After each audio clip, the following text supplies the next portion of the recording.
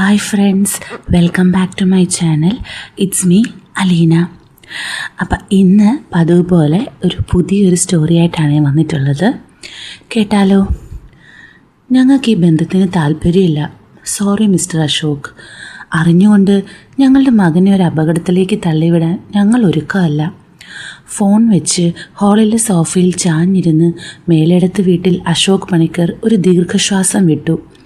അയാളുടെ ഉള്ളം കലങ്ങി മറിഞ്ഞുകൊണ്ടിരുന്നു. ആദ്യ കൂടി ഇപ്പോൾ മരിച്ചു പോകും എന്ന് വരെ അയാൾക്ക് തോന്നി. ഇത്രയും കാലം വെട്ടിപ്പിടിച്ചതെല്ലാം വെറുതെ ആയതുപോലെ അയാൾക്ക് തോന്നി. ചുമരിൽ തൂക്കിയിട്ടിരിക്കുന്ന ഭാര്യയുടെ ഫോട്ടോ നോക്കി അയാൾ മനസ്സിൽ വിലപിച്ചു.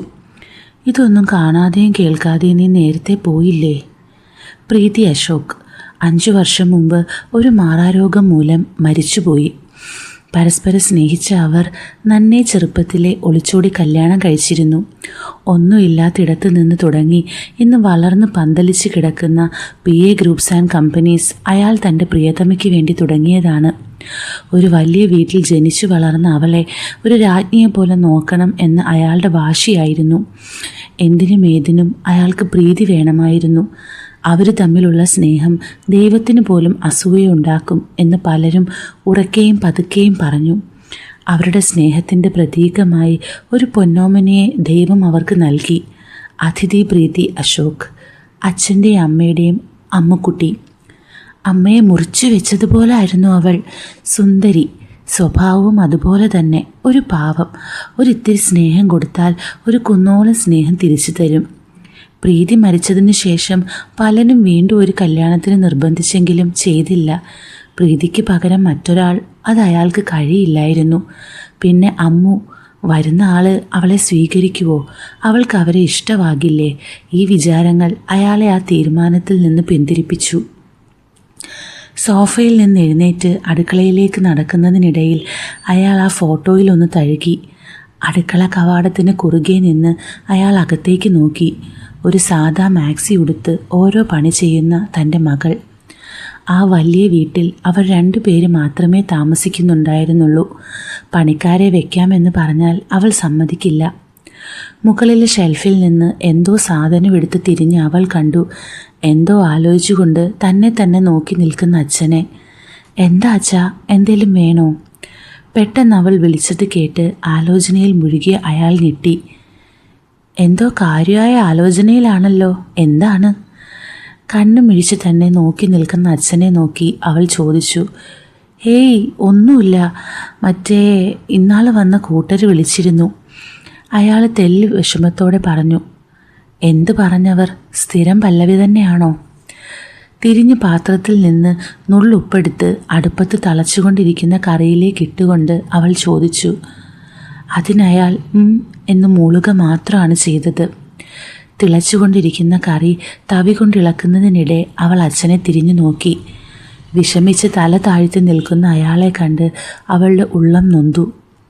ഇളക്കൽ നിർത്തി അവൾ തവി സൈഡിൽ വെച്ച് ഗ്യാസ് നാളം കുറച്ച് അയാളുടെ അടുത്തേക്ക് നടന്നു. അതിന് അച്ഛൻ എന്തിനാ വിഷമിക്കുന്നത്? നമ്മളിത് ആദ്യമായിട്ടൊന്നും അല്ലല്ലോ കേൾക്കുന്നേ. അയാളുടെ കുനിഞ്ഞ തല ചൂണ്ടുവിരൽ കൊണ്ട് ഉയർത്തിക്കൊണ്ട് അവൾ പറഞ്ഞു. അവരോട് പോകാൻ പറ. ഇതൊന്നും കേട്ടെൻ്റെ അച്ഛൻ വിഷമിക്കാൻ പാടില്ല. അതെനിക്ക് സഹിക്കില്ല. അത് പറഞ്ഞ് അവൾ അയാളെ കെട്ടിപ്പിടിച്ചു. അയാളുടെ നഗ്നമായ നെഞ്ചിൽ തലവെച്ച് അവൾ അയാളുടെ ഹൃദയമിടിപ്പിന് കാതോർത്തു നിന്നു. അവളുടെ പുറത്ത് തഴുകിക്കൊണ്ട് അയാൾ അവളുടെ നെറും തലയിൽ ഒരു മുത്തം കൊടുത്തു. അവളുടെ തലമുടിയിലെ കാച്ചിയ എണ്ണയുടെ സുഗന്ധം അയാളെ പഴയ ഓർമ്മകളിലേക്ക് നയിച്ചു. എന്നും രാത്രി കുളിച്ചു മാത്രം കിടന്നുറങ്ങുന്ന തൻ്റെ പ്രാണനെ പുണർന്നു കിടക്കുമ്പോൾ അവളുടെ തലമുടിയിൽ നിന്ന് കാച്ചിയ എണ്ണയുടെ ത്രസിപ്പിക്കുന്ന ഗന്ധം അയാളെ ഉന്മേഷനാക്കാറുണ്ടായിരുന്നു. അങ്ങനെയുള്ള രാത്രികളിൽ അവർ തമ്മിൽ കേളികളിൽ ഏർപ്പെടാറുമുണ്ട്. ഈ ആലോചനകളെല്ലാം അയാളുടെ അരക്കെട്ടിൽ ചലനങ്ങൾ സൃഷ്ടിക്കാൻ തുടങ്ങി. കൂടാതെ അയാളുടെ ശരീരത്തിൽ തട്ടി നിൽക്കുന്ന മകളുടെ കൊഴുത്ത ശരീരവും അയാളെ ത്രസിപ്പിച്ചു.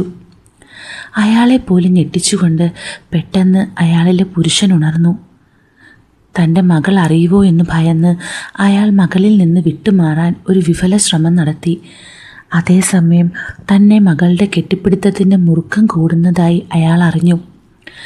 പേടിയോടെ അയാൾ വേഗം തന്നെ മകളുടെ കൈകൾ വിടുവിച്ച് ഉമ്മറത്തേക്ക് നടന്നു. മനസ്സിൽ തൻ്റെ മകൾ തന്നെക്കുറിച്ച് എന്ത് വിചാരിച്ചു കാണും? അവൾ തന്നെ ഒരു മോശക്കാരനായി കണ്ടു കാണുമോ എന്നയാൾ ഭയന്നു.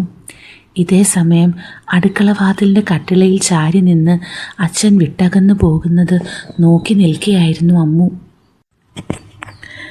തൻ്റെ അച്ഛൻ്റെ നഗ്നമായ കട്ടിയേറിയ മസിലുകൾ നിറഞ്ഞ രോമാവൃതമായ ശരീരത്തിൻ്റെ ചൂടേറ്റ് പ്രേമപരവശയായി നിൽക്കുകയായിരുന്നു അവൾ. എന്നും ആ ചൂടേറ്റ് നിൽക്കാൻ, ആ നെഞ്ചിൽ തലവെച്ച് കിടക്കാൻ, പരസ്പരം ശരീരത്തിൻ്റെ ചൂട് കൈമാറാൻ അവൾ വെമ്പൽ കൊണ്ടു. അച്ഛനായിരുന്നു അവൾക്കെല്ലാം. എന്തിനും ഏതിനും അച്ഛൻ മതി അവൾക്ക്. ചെറുപ്പം മുതലേ അവൾ അച്ഛൻ്റെ കൂടെ തന്നെയായിരുന്നു. അച്ഛനായിരുന്നു അവളെ ഉറക്കിയിരുന്നത്, ഊട്ടുന്നത്, കുളിപ്പിക്കുന്നത് എല്ലാം. രാവിലെ എന്നും അച്ഛൻ്റെ മുഖം കണ്ടുണരാൻ അവൾ കൊതിച്ചു. എന്നും അച്ഛൻ്റെ നെഞ്ചിൽ തലവെച്ച് കിടന്ന് ആ ശരീരത്തിലെ ചൂടേറ്റിട്ടായിരുന്നു അവൾ ഉറങ്ങിയിരുന്നത്. അച്ഛൻ കഴിഞ്ഞേ അവൾക്ക് വേറെ ആരും ഉണ്ടായിരുന്നുള്ളൂ, അമ്മ പോലും. എപ്പോഴും അവൾക്ക് അച്ഛനോടൊരിഷ്ടം ഉണ്ടായിരുന്നു. പക്ഷെ അതിൽ എന്നാണ് പ്രേമവും കാമവും കടന്നു വന്നതെന്ന് അവൾക്ക് നിശ്ചയമില്ലായിരുന്നു. അച്ഛൻ അമ്മയെ സ്നേഹിക്കുന്നത് കണ്ട് അവൾ അസൂയപ്പെട്ടിട്ടുണ്ട്. തനിക്കും അച്ഛൻ്റെ അടുത്ത് നിന്ന് അതേപോലെയുള്ള സ്നേഹം ലഭിക്കണം എന്നവൾ കൊതിച്ചു.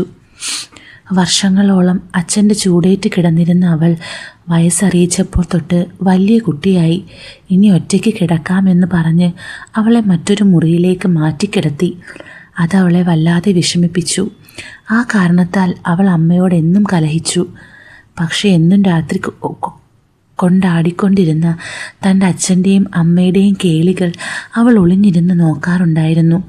അത് അവളുടെ ഉള്ളിൽ പ്രകമ്പനം കൊള്ളിച്ചുകൊണ്ടിരുന്നു. രാവിലെ അമ്മ എഴുന്നേറ്റാൽ ഉടൻ തന്നെ അവൾ അച്ഛൻ്റെ അടുത്ത് പോയി കിടക്കുമായിരുന്നു. അമ്മയുടെ വിയോഗത്തിൽ തളർന്ന അച്ഛനെ അവൾ പ്രയാസപൂർവമാണ് തിരിച്ചു കൊണ്ടുവന്നത്. അതിനുശേഷം അവൾ അയാളോടൊരു ഭാര്യയെപ്പോലെയാണ് പെരുമാറിയിരുന്നത്. അയാളെ ശുശ്രൂഷിക്കാൻ അവൾക്ക് വലിയ ഉത്സാഹമായിരുന്നു.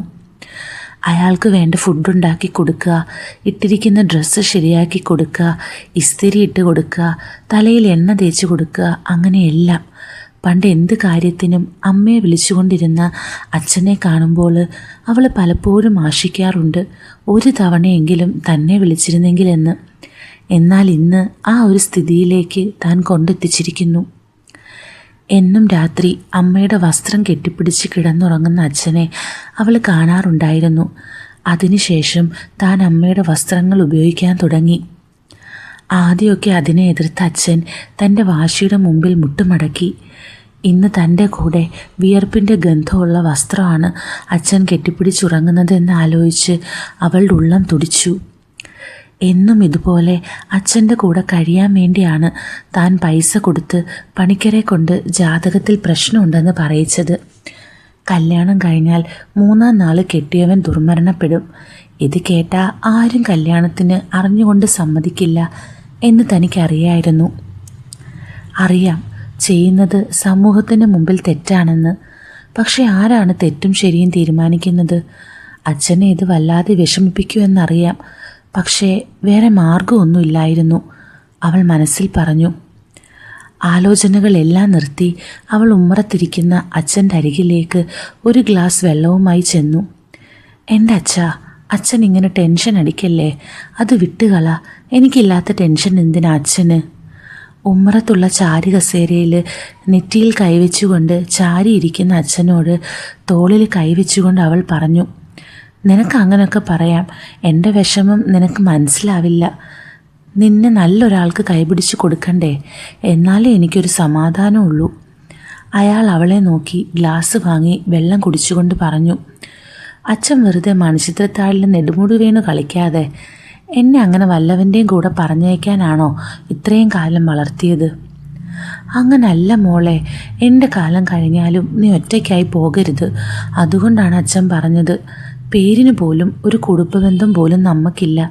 അറിയാലോ നിനക്ക്, കാശിൻ്റെ പേരിൽ കുറേ എണ്ണം ഉണ്ടെന്നല്ലാതെ ആത്മാർത്ഥ സ്നേഹം ഞാൻ ആരിലും കാണുന്നില്ല. അച്ഛന് പേടിയാ മോളെ. അച്ഛൻ ഇതെങ്ങോട്ടാ പറഞ്ഞ് കയറിപ്പോണത്? അച്ഛൻ അത്രയ്ക്കും പ്രായമൊന്നും ആയിട്ടില്ല. കൂടിപ്പോയാൽ ഒരു 45, അത്രയല്ലേ ആയിട്ടുള്ളൂ. പിന്നെ കെട്ടിച്ചു വിട്ടേ അടങ്ങുമെങ്കിൽ അച്ഛൻ തന്നെ ഞാൻ കെട്ടിക്കോ, അപ്പം പ്രശ്നം തീർന്നല്ലോ. അച്ഛൻ്റെ മനസ്സറിയാൻ വേണ്ടി കൂടിയാണ് അവൾ അങ്ങനെ പറഞ്ഞത്. മകളുടെ ആ മറുപടി അയാളെ ഞെട്ടിച്ചു. പ്രീതിയെ മുറിച്ചു വെച്ചതുപോലുള്ള തൻ്റെ മകളെ കാണുമ്പോൾ ഇടയ്ക്ക് മനസ്സ് ചാഞ്ചാടുന്നത് താൻ അറിയാറുണ്ട്. വാതിലടയ്ക്കാതെ അവൾ വസ്ത്രം മാറുന്നത്, കുളിച്ചു കഴിഞ്ഞ് ഒരു ടർക്കി മാത്രം ഉടുത്തുകൊണ്ട് കുളിമുറിയിൽ നിന്ന് ഇറങ്ങി വരുമ്പോൾ അപ്പോഴെല്ലാം അവളുടെ ശരീരത്തിലേക്ക് തൻ്റെ കണ്ണുകൾ പായാറുണ്ട്. അപ്പോഴെല്ലാം തൻ്റെ ശരീരം ചൂട് പിടിപ്പിക്കുകയും വിയർക്കുകയും ആണത്തം പിടഞ്ഞെഴുന്നേൽക്കുകയും ചെയ്യാറുണ്ട്. പക്ഷേ പിന്നീട് ഇതെല്ലാം തന്നെ കുറ്റബോധം കൊണ്ട് മൂടാറുണ്ട്. അച്ഛൻ എന്താ ആലോചിക്കുന്നേ? പല വഴിക്ക് പറന്നു നടക്കുന്ന ചിന്തകൾ നിറഞ്ഞ മനസ്സ് മകളുടെ ചോദ്യം മൂലം സ്ഥലകാല ബോധത്തിലേക്ക് വന്നു. ഏയ് ഒന്നുമില്ല. വിറയാർന്ന സ്വരം കൊണ്ട് അയാൾ അത് പറഞ്ഞു. വിറയ്ക്കുന്ന കൈകളാൽ അയാൾ അവളുടെ കവിളിൽ തട്ടി. അച്ഛൻ്റെ വിറയാർന്ന സ്വരം അവൾക്ക് പ്രതീക്ഷയേകി. അച്ഛൻ കാണാൻ വേണ്ടി തന്നെയാണ് താൻ വാതിലടയ്ക്കാതെ വസ്ത്രം മാറുന്നതും എൻ്റെ റൂമിലെ കുളിമുറി ഉപയോഗിക്കാതെ കോമൺ ബാത്റൂം ഉപയോഗിച്ച് ഒരു ടർക്കി മാത്രം ഉടുത്തു വരുന്നത്. ഒരുപാട് ഉപദേശം തന്നെങ്കിലും താൻ നിർത്തിയില്ല. എന്നെങ്കിലും തൻ്റെ പ്രവൃത്തികൾ അച്ഛൻ്റെ മനസ്സിൽ ചാഞ്ചാട്ടം സൃഷ്ടിക്കും എന്നവൾക്കുറപ്പായിരുന്നു. ഈ വിറയ്ക്കുന്ന സ്വരവും വിറയ്ക്കുന്ന കൈകളും അടുക്കളയിൽ നടന്ന സംഭവവും അവൾക്ക് പ്രതീക്ഷയേകി. വൈകിട്ട് ഒരു ഓഫീസ് പാർട്ടിക്ക് പോകുവാൻ വേണ്ടി റെഡിയാവുകയായിരുന്നു അവർ. അയാൾ ഒരു ബ്ലാക്ക് ബ്ലേസിയറും ഒരു വൈറ്റ് ഷർട്ടും ബ്ലാക്ക് പാൻറ്റും ആയിരുന്നു വേഷം. നല്ല ഉള്ളുള്ള അയാളുടെ നീളൻ മുടി പിന്നിലേക്ക് ചീകി വെച്ച് ബിയർഡ് ഓയിൽ ഉപയോഗിച്ച് താടി വൃത്തിക്ക് ചീകി വെച്ചു.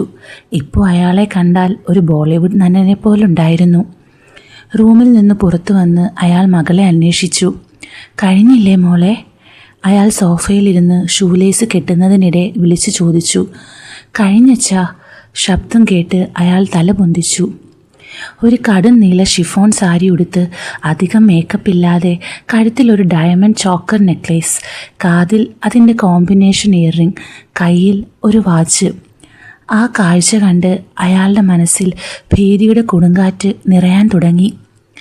അവളുടെ അമ്മ, എൻ്റെ പ്രീതി ധരിച്ചിരുന്ന അതേ വേഷം, ഒരു മാറ്റവും ഇല്ല. അവളെ കാണാൻ പ്രീതിയെപ്പോലെ തന്നെ ആയതുകൊണ്ട് അയാൾക്ക് അത് തൻ്റെ അകാലത്തിൽ കൊഴിഞ്ഞുപോയ പ്രാണൻ്റെ പാതി തിരിച്ചു വന്നതുപോലെ തോന്നിച്ചു.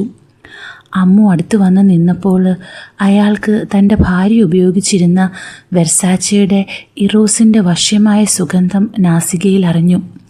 അയാൾ കണ്ണുകൾ അടച്ച് ആ സുഗന്ധം ആവോളം വലിച്ചെടുത്തു. മുൻപിൽ നിൽക്കുന്നത് മകളാണെന്നോർക്കാതെ അയാൾ അവളെ കെട്ടിപ്പിടിച്ച് ചുണ്ടിൽ അമർത്തി മുത്തി. ആദ്യം ഒന്ന് ഞെട്ടിയ അമ്മു പിന്നെ അച്ഛനെ തിരിച്ച് കെട്ടിപ്പിടിച്ച് തന്നിലേക്ക് അടുപ്പിച്ച് അയാളുടെ ചുണ്ടുകളും ആവേശത്തോടെ ഉമ്മ വെച്ചു. പെട്ടെന്ന് താൻ എന്താണ് ചെയ്തതെന്ന ബോധം വന്ന ഉടനെ അയാൾ അവളെ വിട്ടകന്നു. ജാള്യതയും കുറ്റബോധവും കാരണം തൻ്റെ മകളുടെ മുഖത്ത് നോക്കാനാകാതെ അയാൾ തല കുനിച്ചുകൊണ്ട് പുറത്തേക്ക് നടന്നു. പുറത്തെത്തി പോർച്ചിൽ നിർത്തിയിട്ട ബ്ലാക്ക് ഓഡിയുടെ ഡ്രൈവിംഗ് സീറ്റിലേക്ക് കയറി. തന്നെ വിട്ടകന്ന് തല കുനിച്ചു പോകുന്ന അച്ഛനെ കണ്ട് അവളുടെ ഉള്ളം തേങ്ങി. അവൾക്ക് എനിക്ക് അച്ഛനെ ഇഷ്ടമാണ് എന്നലറി പറയാൻ തോന്നി. അച്ഛൻ അമ്മയെ കണ്ട പോലെ എന്നെയും കാണാൻ വേണ്ടിയാണ് അമ്മയുടെ പഴയ സാരിയും ആഭരണങ്ങളും പെർഫ്യൂമും ഉപയോഗിച്ചത്. അച്ഛൻ്റെ മനസ്സിളകി തുടങ്ങിയെന്ന് അവൾക്ക് അയാളുടെ പ്രവൃത്തിയിൽ നിന്ന് മനസ്സിലായി. ഒരു ചെറു പുഞ്ചിരിയോടെ അവൾ ഇട്ടിരുന്ന സാരി നേരെയാക്കി വീട് പൂട്ടി പുറത്തേക്കിറങ്ങി.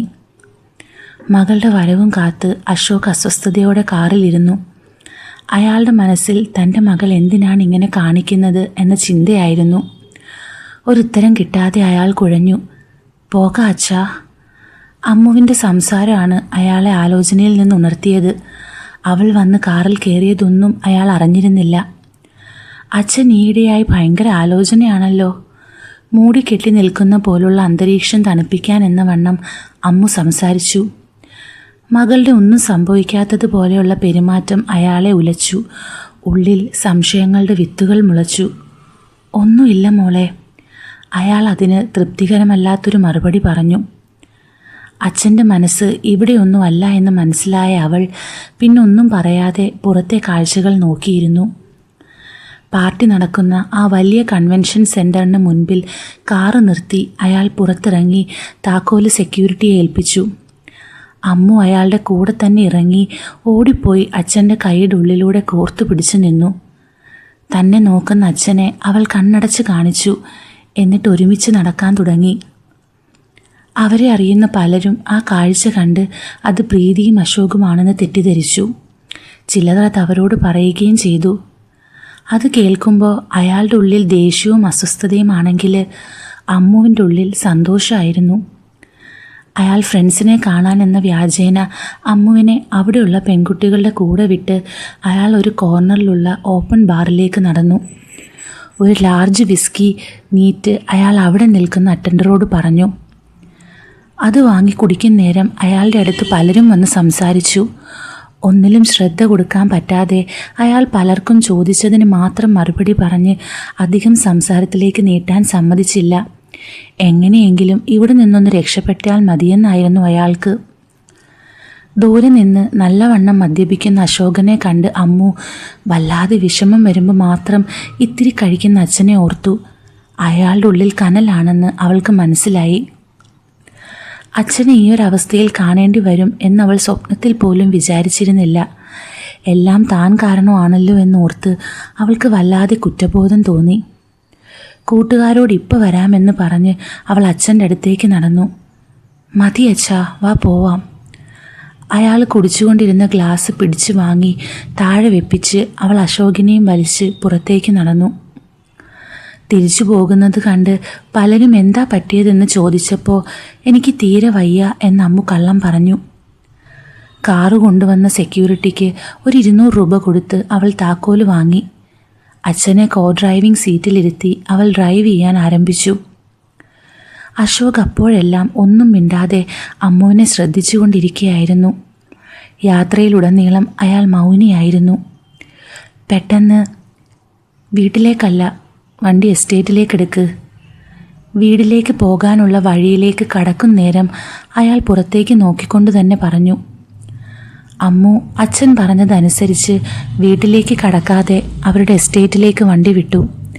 ഒരു 2 മണിക്കൂർ യാത്രയുണ്ടായിരുന്നു എസ്റ്റേറ്റിലേക്ക്. യാത്രാമധ്യേ അയാൾ ഒന്ന് കണ്ണുകൾ അടച്ച് സീറ്റിലേക്ക് ചാരിയിരുന്നു.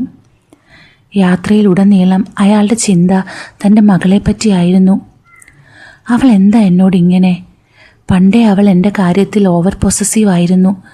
പ്രീതിയോട് പോലും അവൾ എനിക്ക് വേണ്ടി അടിയുണ്ടാക്കിയിട്ടുണ്ട്. അന്നെല്ലാം അതൊരു മകൾക്ക് അച്ഛനോടുള്ള അമിതമായ സ്നേഹത്തിൻ്റെ കാട്ടിക്കൂട്ടലാണെന്ന് വെച്ച് വിട്ടുകളഞ്ഞു. പക്ഷേ ഇന്നങ്ങനെയാണോ? അല്ല. എൻ്റെ ഭാഗത്ത് നിന്ന് അരുതാത്തത് നടന്നപ്പോൾ അതിന് പ്രതികരിക്കാതെ ഒന്നും സംഭവിക്കാത്ത പോലെ നടന്നു. അതുമാത്രമല്ല, എന്നെ തള്ളി മാറ്റുന്നതിന് പകരം അവൾ എന്നെ തിരിച്ച് ചുംബിക്കുകയാണ് ചെയ്തത്. ഈശ്വര, അവളുടെ മനസ്സിൽ അരുതാത്തത് ഏതെങ്കിലും എന്നെക്കുറിച്ചുണ്ടാകുമോ? പാടില്ല. അങ്ങനെ പലതും ആലോചിച്ചുകൊണ്ട് അയാളിരുന്നു. ഡ്രൈവിങ്ങിൻ്റെ ഇടയ്ക്ക് അമ്മു അച്ഛനെ ശ്രദ്ധിക്കുന്നുണ്ടായിരുന്നു. അച്ഛൻ്റെ ഉള്ളിൽ എന്തായിരിക്കുമെന്ന് അവൾക്ക് നല്ല നിശ്ചയമുണ്ടായിരുന്നു. അച്ഛനെ ശല്യം ചെയ്യാതെ അവൾ ഡ്രൈവിങ്ങിൽ മാത്രം ശ്രദ്ധിച്ചു. വണ്ടിയുടെ നീട്ടിയുള്ള ഹോൺ കേട്ടാണ് അശോക് ഉണർന്നത്.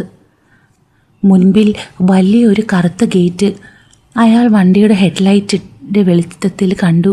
ചുറ്റും കൂരാക്കൂരിട്ട്. സെക്യൂരിറ്റി വന്ന് ഗേറ്റ് തുറന്നപ്പോൾ കാർ ഉള്ളിലേക്ക് കടന്നു. പോർച്ചിലേക്ക് കയറ്റി നിർത്തിയ കാറിൽ നിന്ന് പെട്ടെന്ന് ഇറങ്ങിപ്പോകുന്ന അച്ഛൻ നോക്കി അമ്മു കുറച്ചു നേരെ വിരുന്നു.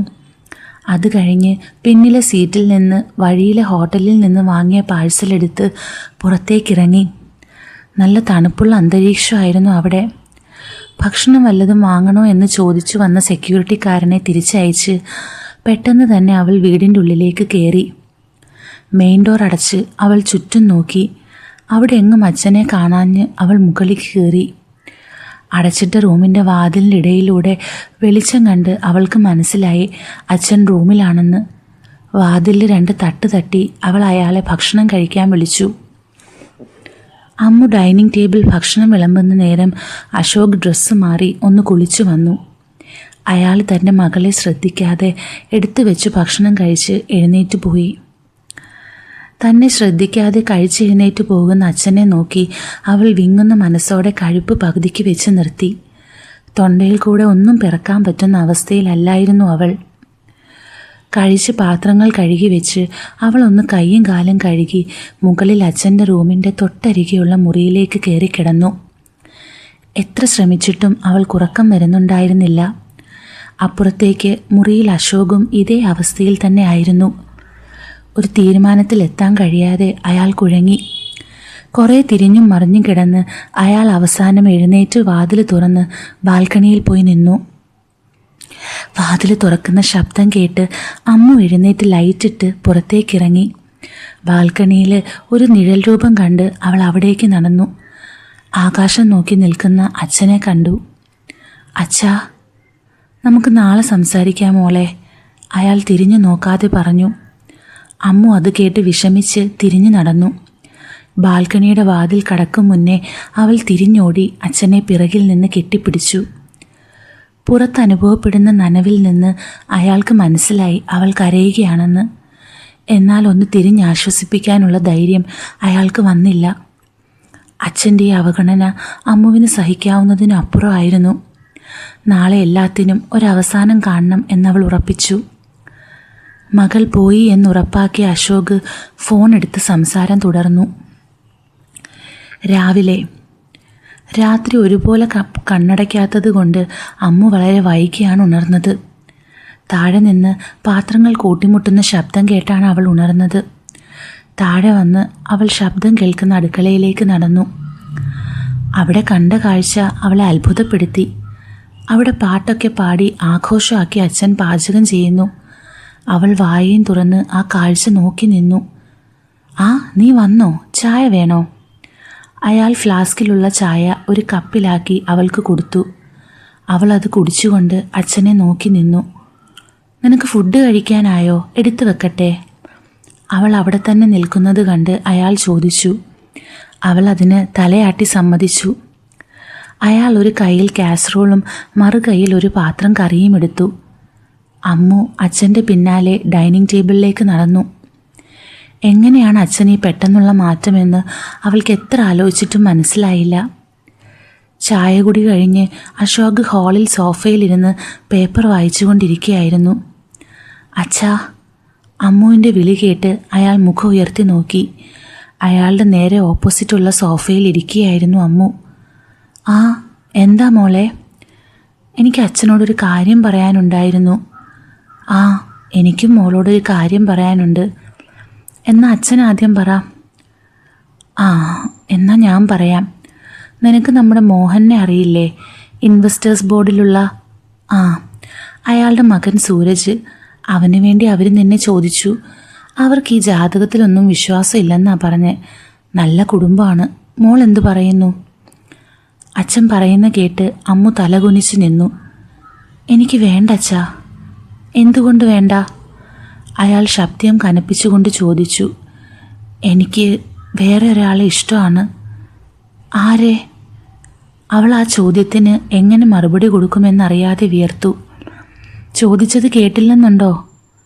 അയാൾ നല്ല ഉറക്കെ ദേഷ്യത്തോടെ ചോദിച്ചു. നന്നായി ഞെട്ടിയ അമ്മു അച്ഛന് നേരെ വിരൽ ചൂണ്ടി. അവൾ വിരൽ ചൂടുന്നത് കണ്ട് അയാൾ തിരിഞ്ഞു നോക്കി. വാ തുറന്നു പറയണം, എനിക്ക് ഈ ആംഗ്യം കാണിക്കൽ മനസ്സിലാവില്ല. അയാൾ ശബ്ദം കനപ്പിച്ചു പറഞ്ഞു. അമ്മു പൊട്ടിക്കരഞ്ഞുകൊണ്ട് ഓടി അയാളുടെ കാൽക്കൽ വീണു. ഒരു കാൽ കെട്ടിപ്പിടിച്ചുകൊണ്ട് മുഖം അമർത്തി കരഞ്ഞു. എനിക്ക് അച്ഛനെ ഇഷ്ടാ. എനിക്ക് അച്ഛനില്ലാതെ പറ്റില്ല അച്ഛാ. എന്നെ പറഞ്ഞയക്കല്ലേ? അവൾ തല ഉയർത്താതെ കരഞ്ഞുകൊണ്ട് അയാളോട് പറഞ്ഞു. മുഖത്തേക്ക് നോക്കാൻ. അവൾ മെല്ലെ തലപൊന്തിച്ചു. കണ്ണുകൾ കലങ്ങി ചുവന്ന നിറമായിരുന്നു. എപ്പോൾ തുടങ്ങി നിനക്ക് ഈ അസുഖം? അവൾ ഒന്നും മിണ്ടാതെ തലകുനിച്ചു. ഞാൻ ചോദിച്ച കേട്ടില്ലേ? നിന്റെ ഭാഗം ക്ലിയർ ആക്കാനുള്ള അവസാന ചാൻസാണിത്. അറിയില്ല. വിറച്ചാണ് അവൾ ഉത്തരം പറഞ്ഞത്. ഇത് ശരിയാണെന്ന് തോന്നുന്നുണ്ടോ? അവൾ മൗനം പൂണ്ടു. ചോദിച്ച കേട്ടില്ലേ? അയാൾ ഉറക്കെ ചോദിച്ചു. അയാളുടെ ശബ്ദം ആ വീടിനെ ആകെ പ്രകമ്പനം കൊള്ളിച്ചു. ഞെട്ടിത്തരിച്ച് പിന്നോട്ട് മാറി അവൾ അച്ഛനെ നോക്കി. പിന്നെ എവിടുന്നൊക്കെയോ ധൈര്യം സംഭരിച്ച അവൾ അയാൾക്ക് മുന്നിൽ മുട്ടുകുത്തി നിന്നു. ഇപ്പോൾ അവർ മുഖാമുഖമാണ്.